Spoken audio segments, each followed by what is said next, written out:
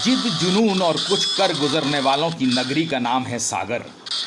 ऊंची नीची राहों और सकरी गलियों के शहर ने कला और संस्कृति के क्षेत्र में अपनी अलग ही पहचान बनाई है। अनेक प्रतिभाओं को जन्म देने वाले इस शहर की एक नई उभरती प्रतिभा से आइए हम आपका परिचय कराते हैं। उसका नाम है शिवा गौतम। योग और व्यायाम के क्षेत्र में शिवा एक नई मंजिल, नया मुकाम हासिल करने आगे बढ़ रहे हैं। सागर के पास स्थित अगरिया गांव से नाता रखने वाले शिवा की पढ़ाई लिखाई तो अंग्रेजी माध्यम में हुई है। इंग्लिश मीडियम के स्कूल में पढ़ा बच्चा कभी योग और व्यायाम के बारे में सोच सकता है, इसकी कल्पना कम ही लोग करते हैं।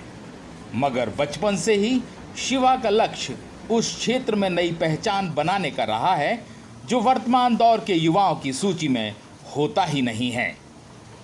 वैसे सागर वह शहर है जहां के युवाओं में शरीर सौष्ठव को लेकर खास अभिरुचि होती है। सागर में जितने अखाड़े हैं उतने शायद ही मध्य प्रदेश के किसी दूसरे शहर में हों। शिवा पर भी अपने इस शहर की छाया जरूर पड़ी है। उनमें जुनून इस तरह कुछ हावी है कि वे सुबह 4 बजे से ही कसरत और व्यायाम में लग जाते हैं। यह सिलसिला उनका 2 से 3 घंटे तक अनवरत जारी रहता है। वर्तमान में वे छत्तीसगढ़ के एक स्कूल में बतौर शिक्षक नई पीढ़ी को व्यायाम और योग के गुर सिखा रहे हैं, तो दूसरी ओर नई पीढ़ी के लिए आइकॉन बनकर भी उभर रहे हैं। शिवा का यह जुनून उन युवाओं के लिए नज़ीर है जो वर्तमान में जल्दी हार मानने लगते हैं। अगर वाकई में आप जिद्दी हैं और कुछ कर गुजरने का जुनून रखते हैं तो तय मानिए सफलताएं आपके कदमों के आगे होंगी, बशर्ते आपके भीतर कुछ कर गुजरने की इच्छा शक्ति तो हो ही, साथ में आप अपने प्रति ईमानदार भी हों।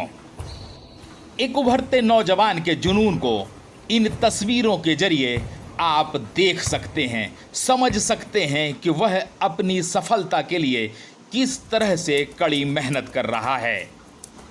एक युवा का यह जुनून उस नई पीढ़ी के लिए लेसन है जो कुछ कर गुजरने के लिए तैयार है, लेकिन जरूरत इस बात की है कि वह अपने को संयमित रखे, संतुलित रखे और लक्ष्य पर ठीक अर्जुन की तरह निशाना साधे रहे, क्योंकि सफलताएं तो उन्हीं ही मिलती हैं जो मेहनत करते हैं, जो लक्ष्य की तरफ बढ़ते हैं। इसीलिए किसी ने कहा भी है, गिरते हैं शहसवारे मैदाने जंग में, वो तिफल क्या गिरेंगे जो घुटनों के बल चले।